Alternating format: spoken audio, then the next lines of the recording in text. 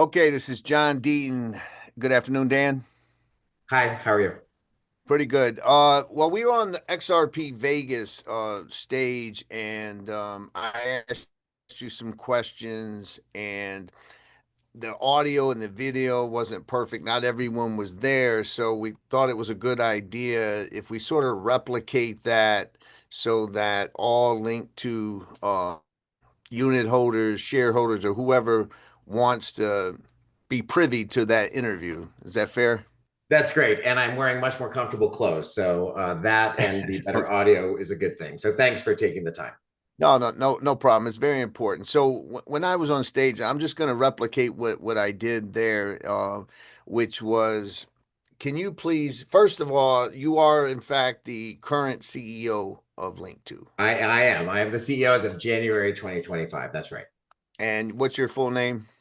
Dan Siciliano. My real full name includes the name Francis, which we don't use. So Dan Siciliano. Okay. And just briefly, how did you become CEO so that the members have context? Yeah. So I was recruited starting in the kind of early fall and went through a process of engaging with the board and the board chair. They had a succession process underway. And ultimately, I was selected. I think I kind of signed up at the very end of December and then started on January 2nd. My background before that had been doing a lot of things in the corporate governance and banking space. I was at Stanford for a while as a professor. Then I was chair of a large kind of banking entity. And then I also ran a company called Nickel, which we were pre-revenue, but we were working on something that's adjacent to what Linqto does. And it's helping employees convert their options into shares and then turning those shares in a shared way into investments for them and others. And so I kind of had been a good fit, right, for what we needed. And I came on in January, and the rest has been the interesting and kind of bumpy story since then. Okay. Well, one thing we're going to get to it, but the platform shut down trading. We're going to get to that. But there's been a lot of rumors out there, a lot of misinformation, disinformation. So I'm just going to be blunt and cut to the chase. You've been CEO since January. Is linked to a Ponzi scheme, or has it been a rug pull for people? That's like the most important question in some ways, right? Because we have answered that now publicly. It's only been a few weeks. I wish we could have given a much more clear answer early on, but we had to take some steps to be really clear and very sure. The answer is no, it is not a Ponzi scheme. It is not a rug pull. There are a lot of things that are problems with Linqto. There's some things that Linqto, prior management, the way it works should have done better. And that has resulted in some very serious securities violations that we're trying to work our way through, and some that continue to be a very big deal. But the good news is, and we can say it not only because we are ourselves observed and validated this, but we brought in a third party company, a financial services company, to evaluate and check.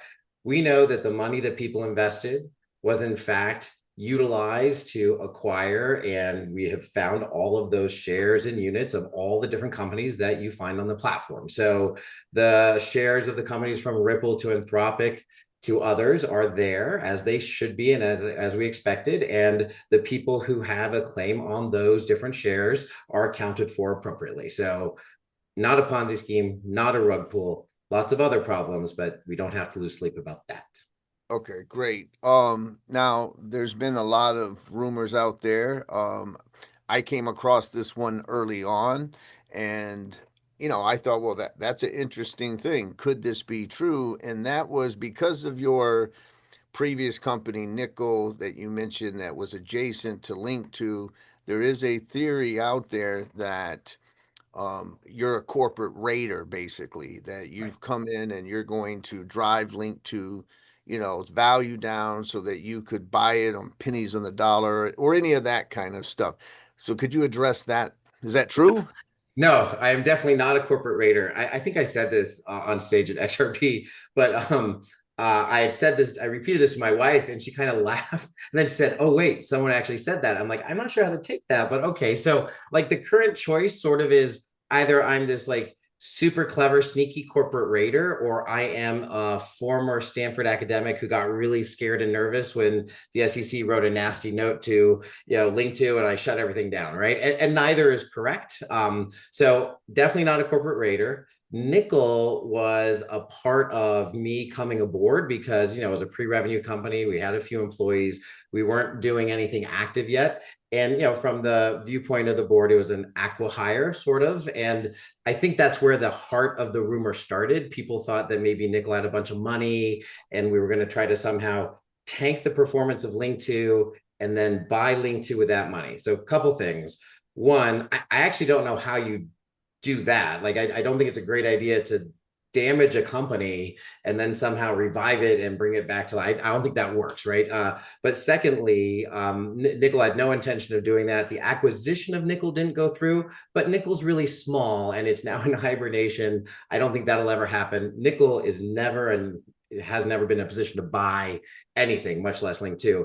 And then finally, and maybe most importantly, the problems with Linqto are really serious. And if we didn't jump in and address them aggressively, the last thing I wanted to do was to shut down Linqto. Like, you take a job, it's an exciting job, you're looking forward to, fixing some small problems, and making things better and bigger.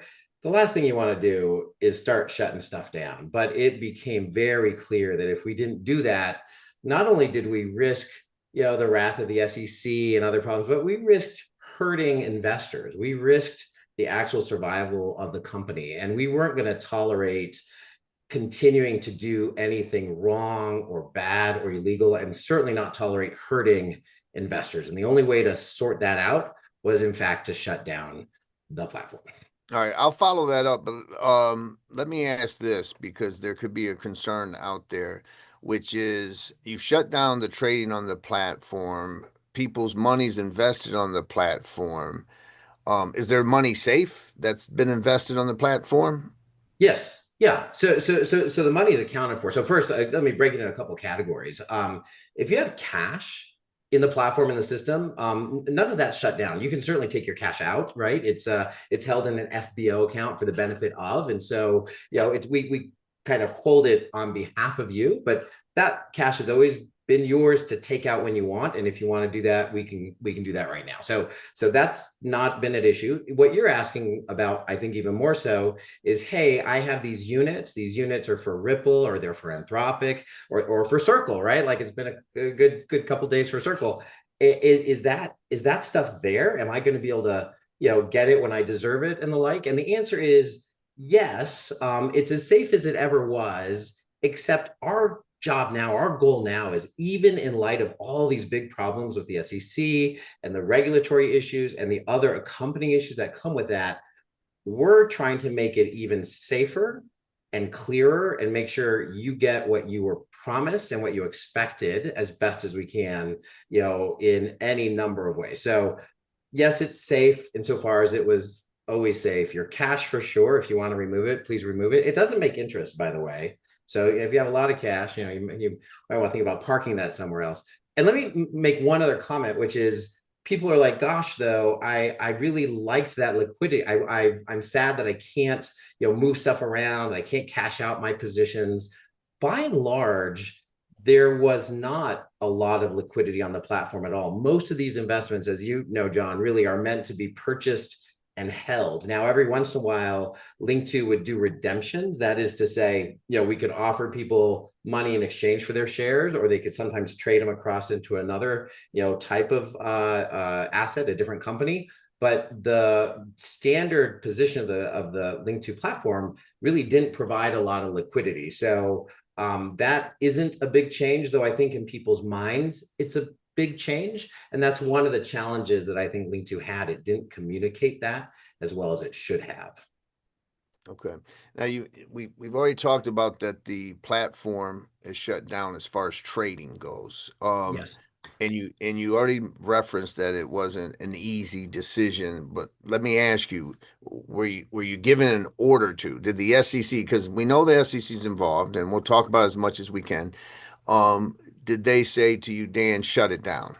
Yeah. And So and if they didn't, Walk us through how serious it was for you to make it shut down. Yeah, so it would be a lot easier. I wouldn't say it'd be great because it's not a good day, but it'd be a lot easier if the SEC in their normal course told people to shut things down or to pause this or do things. And that's generally not how the SEC works. They will not specify what they want you to do while they're working through what they think you did. So, and that's where we are. But to be clear, I think that a lot of folks, if you just kind of read the blogosphere, might walk away with the impression that we got some soft signals from the SEC that they weren't happy, or maybe they wrote us a note or two. Let me be really clear. There's FINRA, right? So there's a FINRA audit that generated its own issues. But separately, as of October of 2024, the SEC had submitted a series of very specific comprehensive inquiries. And Linqto was compelled and did to hand over tens of thousands of documents in answer to these questions. And the questions over time, and when I came on board, it became apparent that there were even bigger, more concerning questions, implicated whole areas of securities law. And I'm not talking about like pushing the envelope, vague stuff. These laws are from 1932 or 33, 34, 1940. A lot of this stuff doesn't fit the modern economy. And there is a place for the likes of, Coinbase and Ripple and others to fight the good fight when the SEC shows up and says, no, we don't want you to do that, or they make these determinations that are in gray areas, arguably, and are overreach. I'm sorry to say that none of these issues were any of that. This was like the right down the middle blocking and tackling. Did you provide the appropriate information to your clients? Did you check to say that to see that they were qualified as accredited investors? Did you go through the legally required steps for anti-money laundering and identifying your own client? Did you, in fact, give them the appropriate disclosure so they understood what they were doing? And most important, from just a are you serving your customer viewpoint, did you provide them the opportunity to make the money they were supposed to make? In other words, did the client come first? Did the client get the chance to sell at a premium? Did the client get a chance to buy at a discount? And if you have anything but really clear answers to those are a really big deal in the securities world, and that's not edgy stuff. That's right down the middle. And Linqto had problems across the board, and it was a very dramatic but sad moment when mid to late January, and certainly by February, we realized that those problems not only existed and had existed for, in some cases, years, but they had to be fixed completely before we could allow any more activity to go on the platform. And that's what made us shut it down. So it was a big deal. We did not get a memo from the SEC that stop now, but probably the next action by the SEC, had we not engaged in kind of policing and stopping this while they did this huge investigation, one of their options would have been to say, you're done, right? And we are glad that we were able to engage with them and make sure that didn't happen. Okay. You may have answered my next question, which was the specific nature of the SEC violations, anything other than what you've already told us. Yeah, That it's a very legitimate question. It's like, if I were in the shoes of our investors and I didn't have like the deepest understanding of what was going on, and how could I? Because no one's told me. One of my questions would be, could you give me like a specific example? Like, could you get like, can I have a memo where you outline the 10 things or the 12 things? These all sound like big deals. You've got to have gotten something from the SEC that hints at or says what it is. And we have, but as is normal in these proceedings, we're not allowed to disclose the details until the investigation is more completed. Even if we were and we're not, it's not advisable, because you could really kind of trip it up. And here, our singular focus, our singular goal right now is to make it through this process with the SEC, cooperate in an appropriate way, fix the things that are broken, settle the things that can't be simply undone, and move forward so we can give the unit holders what they deserve and what they were promised. And everything we do is in that regard, because it would be a little easier in some cases just to tell everybody everything and then deal with the aftermath, but that would not serve our unit holders. So we can't go into much more detail, but I think more will be coming out in the next week or two or three. I'm hopeful. some people obviously online have given the impression that it's like a speeding ticket. And Right. you referenced this. Did you just panic? Yeah. You told us what you could. Serious, very serious. How would you describe the violations? Very serious. So if you wanted to go with the like speeding car analogy, so it's not just any speeding ticket. You were like racing down the freeway and like the cops had to chase you hard to catch you. And when Okay. he get pulled over, it's not a speeding ticket because they look in the trunk and I don't know. I don't know if it's like a dead body or there's parts of things or there's like, but whatever it is, it's way more than a speeding ticket. And it's serious enough that without correcting it, I don't know any legal advisor that we've encountered. And you can have conservative ones who are like, oh no, you've got to do it exactly. You got to follow whatever they hint at. And you can have really aggressive ones who are like, listen, our goal is for you to be able to do what you need to do, and we're going to comply in a way that works, right? So there's a wide range of legal advice. We haven't run across anybody who has said anything less than, wow, if this doesn't get fixed, you guys are cooked.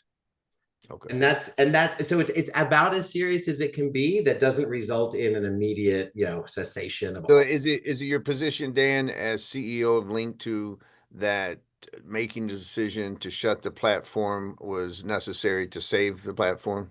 100%. And not only necessary to save the platform, say from other intervention that would have forcibly shut it down, but also to save the platform from continuing to hurt investors potentially, right? Like let's imagine somehow the SEC said, listen, you got 3 months. We're really busy. We're getting reorganized. So we're just going to not pay attention to you for 3 months.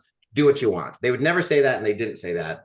But even if that were true, I think we would pause and say, are we treating our customers correctly? Is what they're getting the right thing? Or is everyone being treated fairly? And I don't think we would have passed that test. And so even then you would have, probably not quite a total shutdown, but you would have paused a lot of stuff. You wouldn't have been able to proceed business as usual for sure. All right. I'm trying to ask the questions and get the answers that were on stage. Oh, sorry, I No, no, deviated. no, no, no. I'm saying is that, and I remember on stage at one point you said Linqto is a dream job. So since that came up, I'll ask you um, two things. Why'd you take the job, and why didn't you say I'm out when you saw the violations? Yeah, yeah. And those questions have partially the same answer, and that is Linqto is a fantastic idea.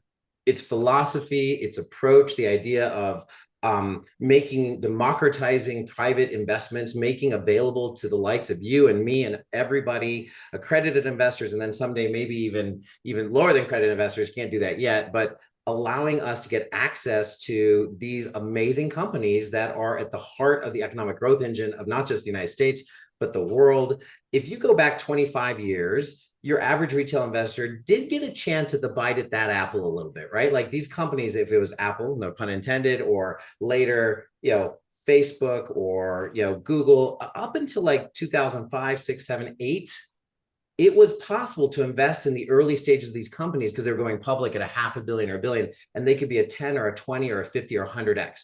By and large, companies now grow privately way past that point. So if we as regular retail investors can't invest in those companies, we're going to miss that completely. And that's not fair. So I like the idea of Linqto. I like the philosophy. I liked everything about it. That's why it's a dream job. And I thought I was arriving at a company, and some of these things are very true still, but I thought I was arriving at a company that was poised for really spectacular growth, had some, issues it had to fix, but that's normal in any tech company.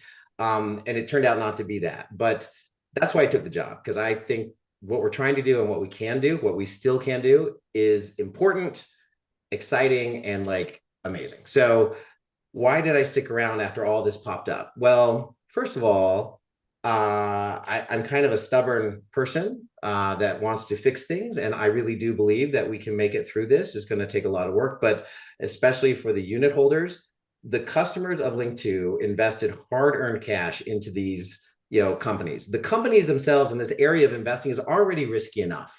They don't deserve to have more risk ladled on top of that because of what Linqto does or doesn't do. So I feel a really strong obligation to making sure we follow through on our promise.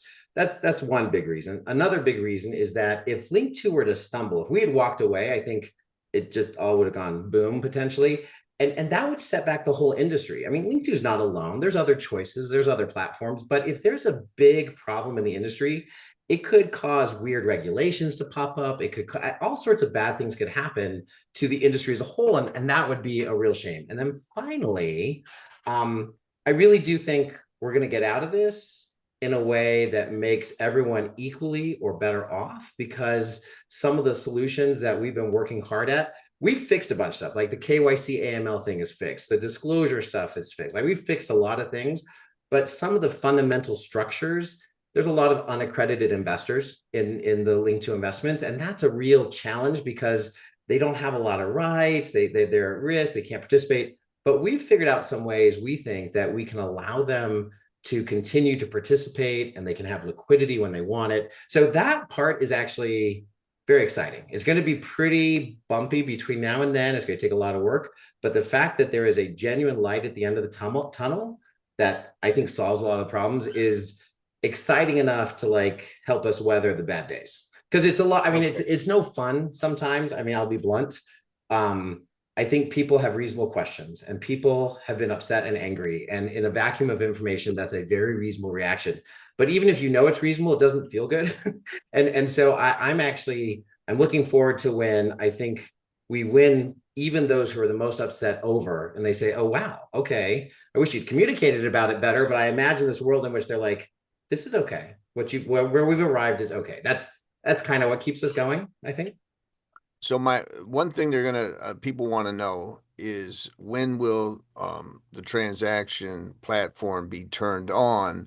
But even before that, today, as you know, Circle, which is on the platform, full disclosure, I think I own 700 shares or Yep. units. You had a good day yesterday. That's good. Yeah. Right. And so people like me who purchased, units of Circle, will they be able to participate as Circle is now public? Right. So a couple things. We mentioned that cash holdings are available to withdraw. Transactions that result in liquidity events. Right now, we are processing them normally. I will mention for Circle though, because it was pretty exciting to see what happened with Circle's share price. But remember, there's a lockup. It's a formula, but roughly it's 180 days, and Right. so we can't liquidate, we can't sell, we can't do anything for 180 days. But as of this moment, we expect that people will be able to get, go through the process, get their value out, et cetera, et cetera. Now, 6 months is a long time from now. The SEC is still doing all sorts of things. But again, that's kind of our job. Our job is to make sure that it remains true that the unit holders get what they deserve, get what they were promised, get what they expected. And so between now and that 6 months, roughly from now, that's what we're working to make sure remains true. Like at this moment, if it were liquidated right now, you could, pull out the cash and be done. But we have to wait till they remove that, that hold, unfortunately. Do you have an anticipation of when the transaction platform will be turned on?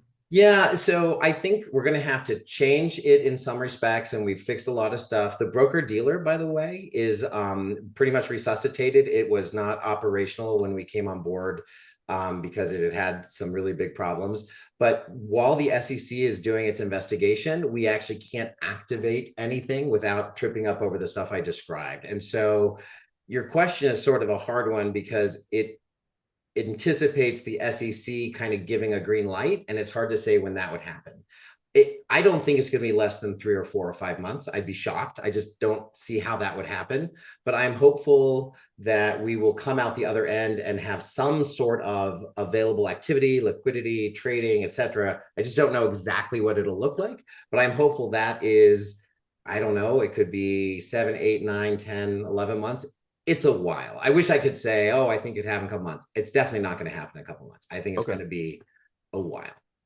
Well, my last question, Dan, is and I've publicly speculated because, I'm not privy to everything, obviously, but I publicly speculated that I would anticipate a bankruptcy filing. My question to you is, what is the future for Linqto, and can you comment on that at all? Yeah. So let me And make if a you couple can't, you comments. can't. Go ahead. No, it's a fair question. And you're a really sophisticated person in this space because you're a lawyer and so let me describe it this way. Certainly Linqto, there is zero expectation of liquidation. We do not expect to be in a position where we have to look, when people say bankruptcy, they tend to mean liquidate. We don't need to, we don't expect to be forced to, and I have no expectation that we will do anything like liquidation. Let me say that first. Secondly, I do think it is a very serious possibility, a smart consideration to look at a court process to reorganize how our stuff is structured so that we can give unit holders what they need and what they deserve. And so that's a typical a non-liquidating restructuring. And I guess you would call that bankruptcy in some cases. There's a couple ways to do it. Not Right. bankruptcy, but you would call that bankruptcy. But I just emphasize that because when I ever hear the word bankruptcy, I imagine like lots of zeros and everything being sold at auction. And it's a very scary word for me anyway. And we certainly won't be doing that.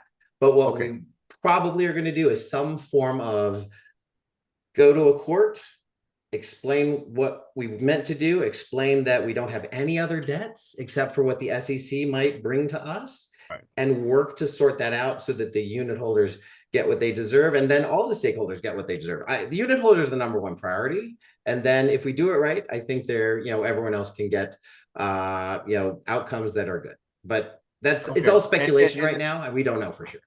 Understood. The main thing for a customer is that if they own units of Ripple that aren't going to pay for creditors of Linqto.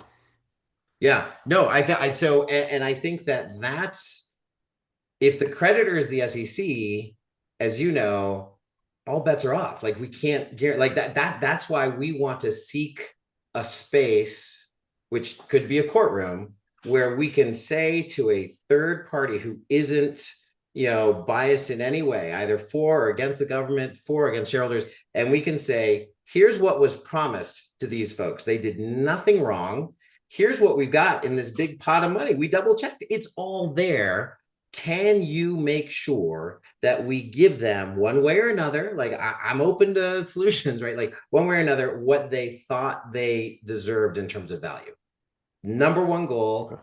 With all these other things hanging out there, I think that's the best way to make sure that people don't pay for other people's mistakes or omissions or securities violations. That's not fair. Like my position, my personal position, I think it will ultimately be manifest in what we do, is that unit holders showed up, they handed over their hard-earned cash, they understand that they have a claim to these different companies, and as innocent investors in that regard, we need to do everything we can, regardless of what's happening outside that, to protect that and give them the value of what they invested in. And that's really what we're doing day in and day out right now, and probably for the next 6 months.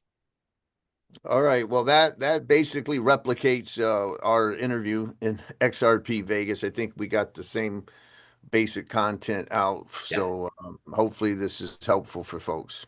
I appreciate that. Thanks a lot. Appreciate your great questions. We'll talk again soon, I'm sure. Thank you, Dan. Thanks.